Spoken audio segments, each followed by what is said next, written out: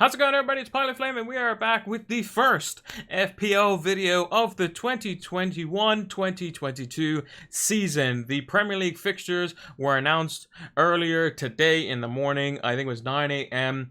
British Standard Time. So we're going to be taking a look at those and see who has good fixtures and who has some bad ones, so we can start sort of planning out how we're going to sort out our FPL teams come the new season, which should be in a few weeks' time. Typically, the FPL site gets launched somewhere around the end of June, start of July, as it has done in the past. It seems to come sooner and sooner every year. Maybe it's going to be the week before the final of the Euro. Maybe it's the couple weeks before. Who knows? But I hope that it comes sooner rather than later, so we can get back into the swing of proper FPL. I am not playing the Euros. I'm just enjoying them, and it is a nice break, but I'm starting to miss FPL just a little bit. Those price changes kind of lingering. What could they possibly be? Any position changes, all that sort of stuff. If you haven't done so already, make sure to leave a like on the video, subscribe to the channel if you are new. It greatly helps out the channel, as well as turn those notification bells on so that you can get the content as soon as it is readily available. And drop us a follow over on Twitter so you can get anything and everything FPL news related that I put over there.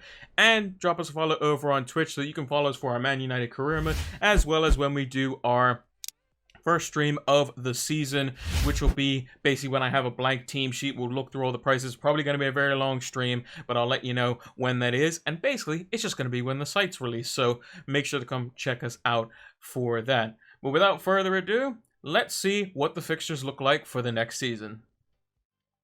So before we start the video, I'd like to have a big shout out to Fantasy Football Scout, who have been providing stats for all of us FPL players. They have the fixture ticker updated already, as you can see here with the newly promoted teams. Brentford, Watford, as well as Norwich are in there as well, and we can see all the teams lined up here. I've got the first 6 fixtures up here, but shout out to them. I think they do a good preseason offer. I think it's only £17.50 for the whole season. You get access to the season ticker, rate my teams, a whole bunch of different public stats tables, and we're going to go even further beyond what we did last season. We used it a little bit, but I'm going to start to use it a lot more, be a bit more informative in the videos, as well as incorporating into my own game and using it a little bit more effectively. I think I used it, some stats a little bit, but not as much as I think I could have done. Hence the much worse position I was this season.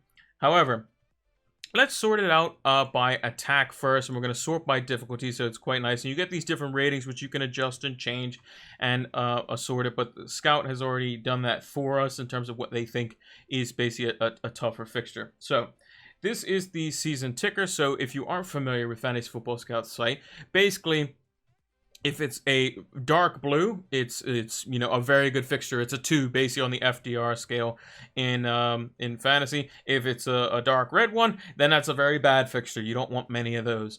Also, the game weeks are here: 1, 2, 3, 4, 5, and 6. If they're in capital letters, so Liverpool with lowercase Norwich, that means they're away to Norwich in game 1, which is a very good fixture.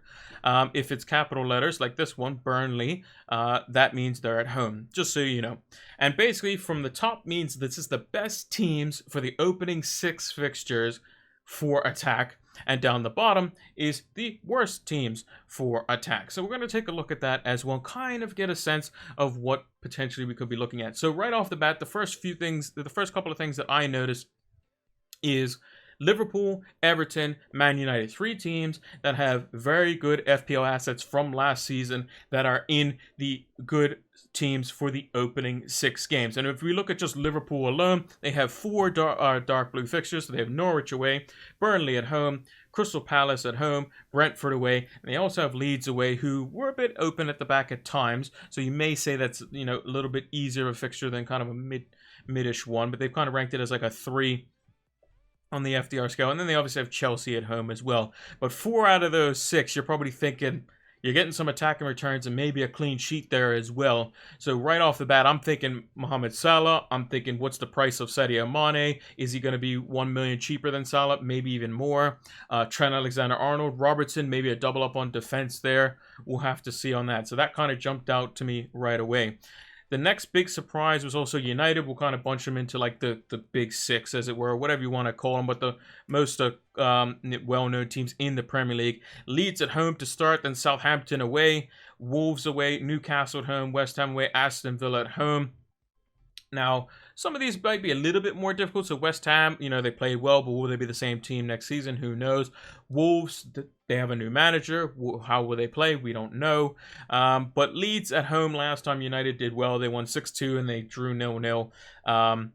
At Ellen Road. So again, very good fixture. So we're looking at the likes of Fernandez. Maybe Rashford might not be involved because he's going to have surgery. But Jadon Sancho, rumored to be coming into Manchester United. What will happen for him price-wise? He's going to be positioned as a midfielder. Is he going to be cheaper than Fernandez? Fernandez is probably going to come in similar or the same price as Mo Salah, most likely going into next season. But will Sancho take away from some of Bruno's points? He's still going to be on penalties, but is there going to be nearly as many penalties as there were last season? I don't think so, because I think they're adopting a bit more of a lenient rule for handball for what we've seen in the Euros. Everton as well, some good fixtures to start. Southampton at home, Leeds away, Brighton away, Burnley at home, Aston Villa away, Norwich at home. So I'm immediately thinking Calvert-Lewin in that. Maybe not necessarily some clean sheets, so Digne will probably be off the table depending on what price it comes in at. Leeds away could be a bit tricky, Brighton away could be a little bit tricky, Aston Villa away is a little bit on the tricky side. But again, Everton were very good away from home.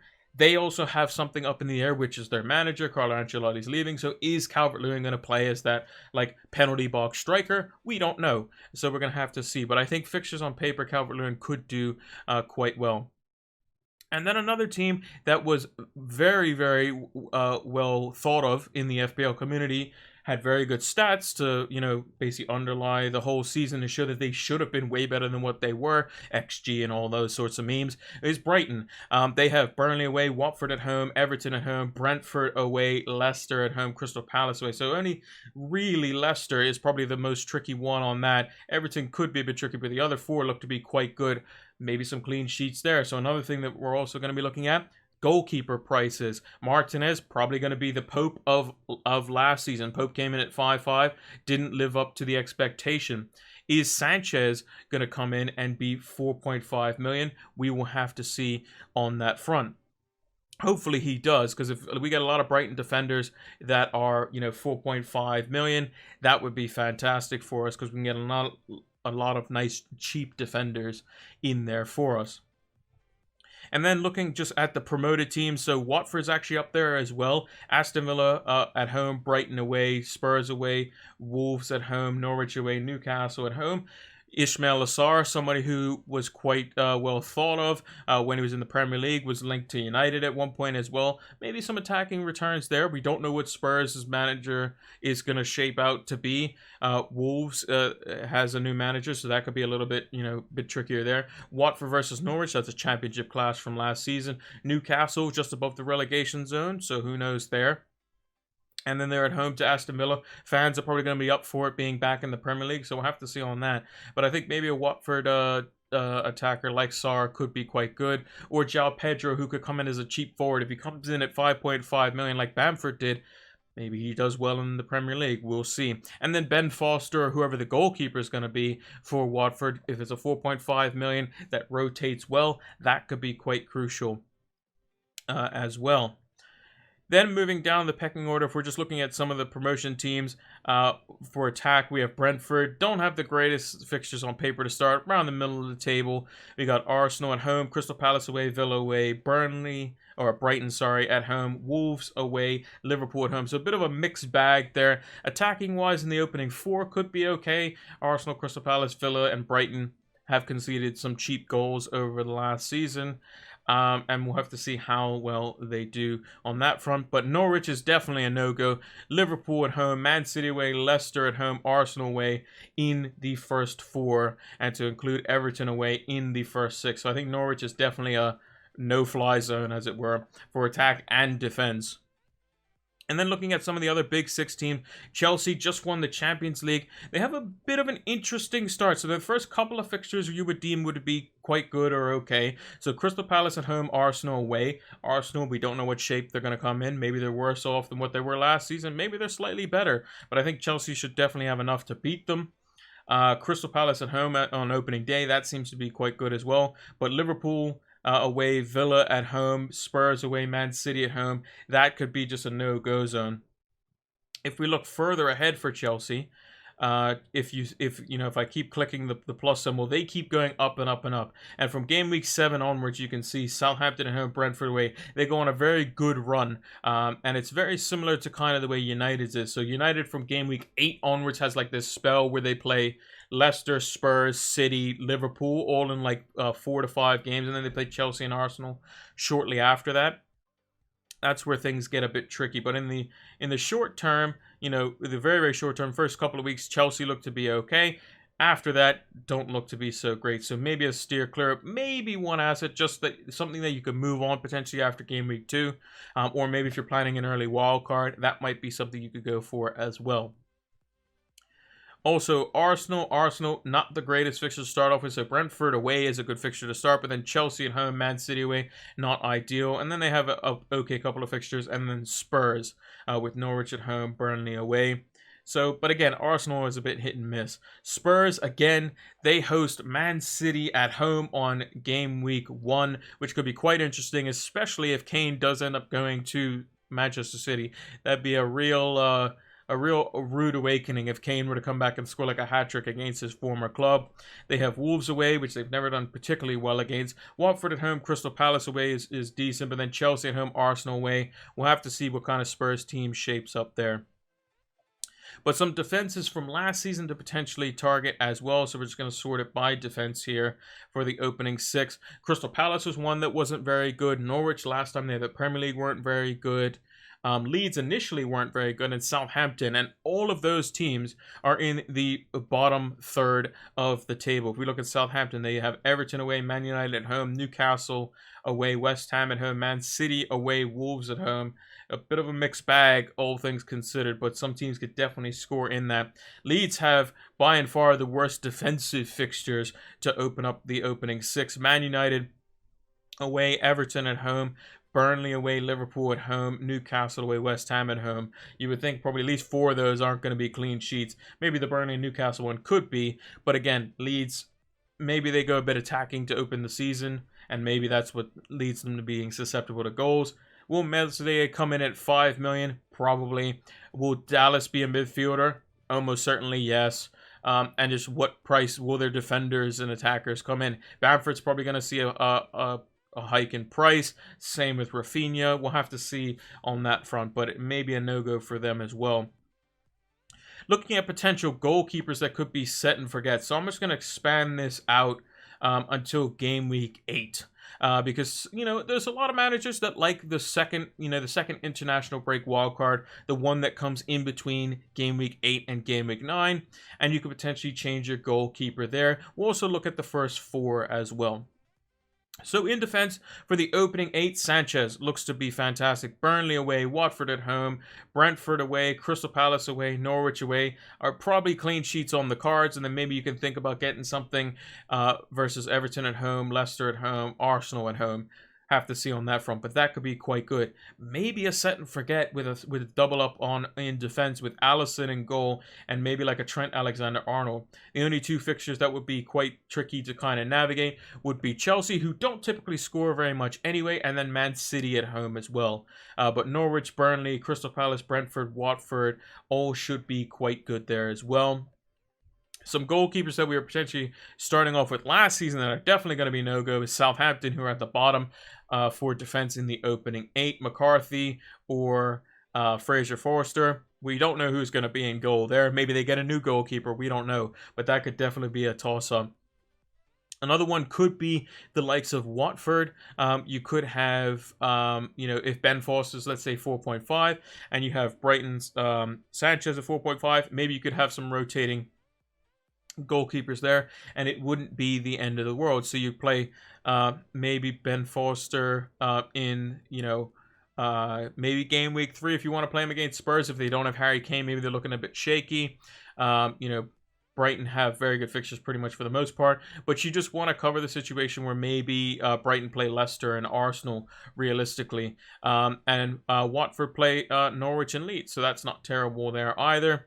And Wolves, if Patricio was a lower price, I think he's going to probably be 5 million this season. Whereas again, he was another one that was susceptible to the 5.5 price tag. But in the opening 8, it's a bit of a mixed bag. One of the interesting things is to see the opening 4 game weeks and how the ticker shapes up defense-wise. Brighton is definitely at the top of that, with by and far the best fixtures. Leeds, Norwich, Newcastle, Palace are all at the bottom of that. But Villa are also somebody that could be quite interesting. They have, if we just expand it out a little bit to 6 games, their first 3 are fantastic, and I believe they're at the top of the fixture. If you make it just 3 fixtures, they are. And if you look at those 3 fixtures versus the back end 3, their back end 3 is Chelsea away, Man United away, and Everton at home. Not great. But their first 3, Watford away, Newcastle at home, Brentford at home, we could be thinking maybe Buendia comes in as a replacement for Barkley, who's at this moment is back at Chelsea effectively and could be staying there. I'm not sure if they're extending his loan or not to Aston Villa. Maybe Buendia comes in. Jack Grealish is going to be back and fit. Watkins maybe sees a price increase, but could definitely, be helped by the enhanced capabilities of creativity with both Grealish and Buendia in the team, because Barkley just kind of fell off after the first couple of game weeks. And then, with a settled team apart from Buendia coming in, Villa could do quite well in those opening 3. Maybe Martinez is a set and forget goalkeeper. If we look at the opening 8, as it were, for Aston Villa for defense, not terrible. They play Chelsea away, don't typically score very many. Man United and Spurs could be tricky. Wolves should be okay. Everton could be okay. And Martinez could do well. It's just, are you willing to pay 5.5 million for a goalkeeper, which is what I think he's going to come in at. And then looking at the other 4 fixtures, obviously Brighton's up there. So if one of the defenders is cheap or Sanchez is cheap, it could be going there. Maybe West Ham could be quite good as well. Brentford's Ivan Toney has been spoke about quite a lot. He could be a very cheap forward if he comes in at 5.5, maybe 6 million. We could be looking at him as well as a very cheap enabler.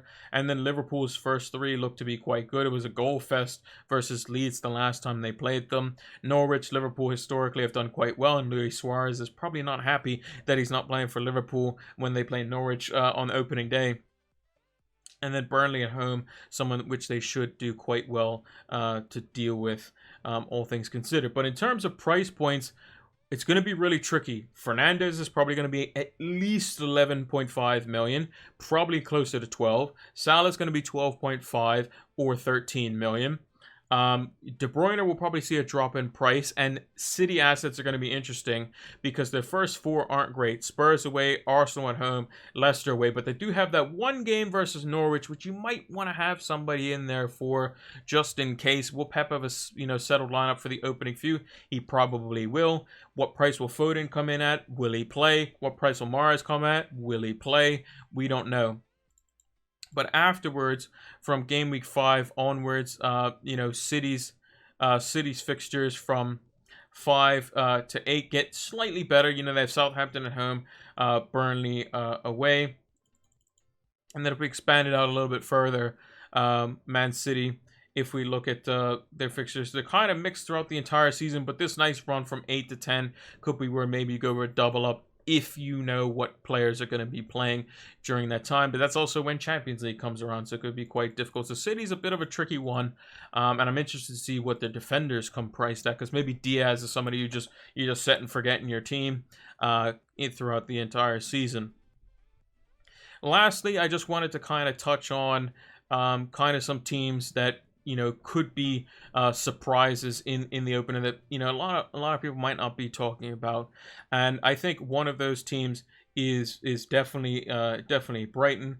I think that attacking wise, if they get a striker, he could be straight in to a lot of people's teams, because Brighton do like to play football. They are a very good team, and they do have great fixtures off the start. Sanchez, if he's 4.5 million, your goalkeeper decision, in my opinion, is pretty much made for you.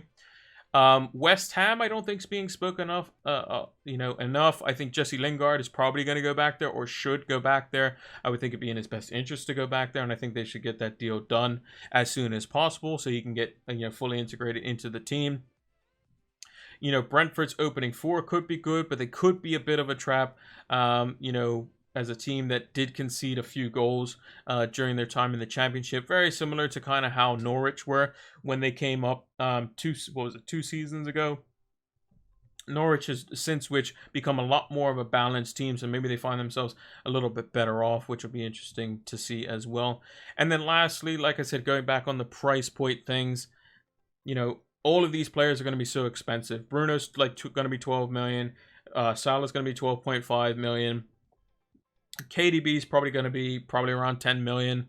All the strikers that we had last season, the likes of Iheanacho, Bamford, Watkins, Calvert-Lewin, they're all going to be higher than what they were before. So we're going to have to find some teams to potentially, nick cheaper players off of.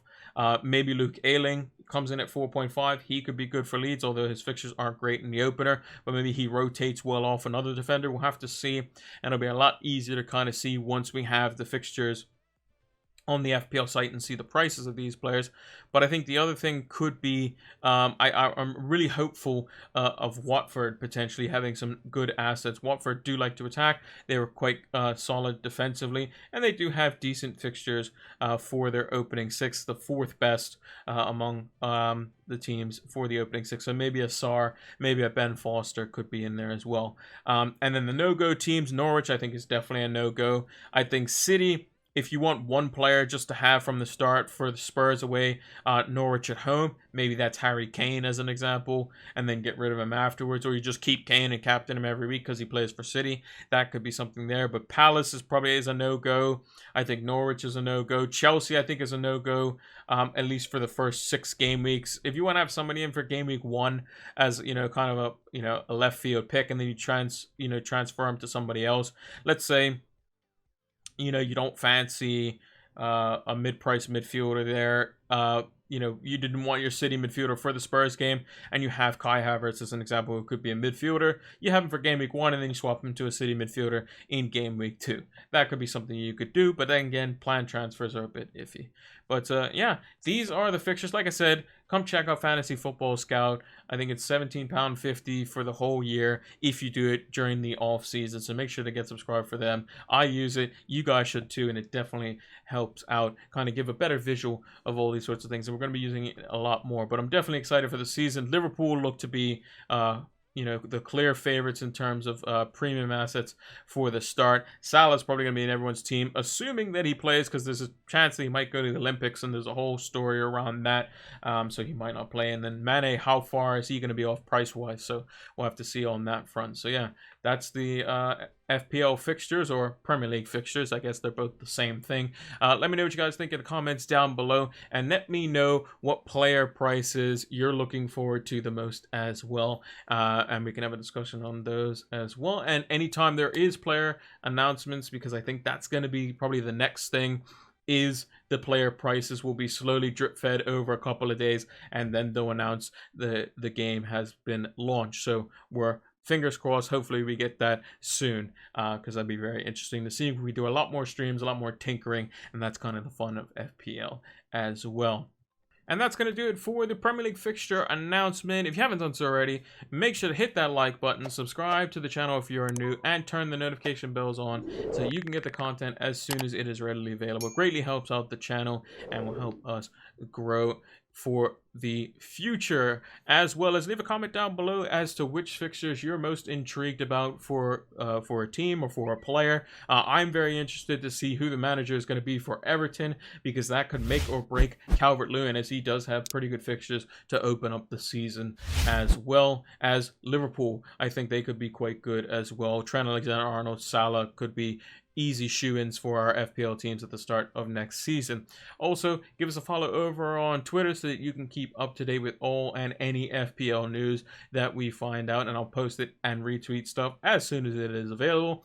And give us a follow over on Twitch so that you can follow us for our Manchester United career mode for FIFA 21 over this off season, as well as we will be doing our FPL streams over there for next season as well. So make sure to come check us out there. Give us a follow over there. Support us on that platform as well. And as soon as the game is live that night, whatever it is, I'm going to be coming home and doing a stream as soon as it is, as soon as I can basically readily do it, which will probably be 7 p.m. EST of whatever day that is. So hopefully maybe it gets announced on a weekend. That would make it a lot easier because I can do it as soon as the game is announced. So, and I can get a low number for a team ID, which is usually quite nice. But yeah, thank you all for watching, and until the next one, take care.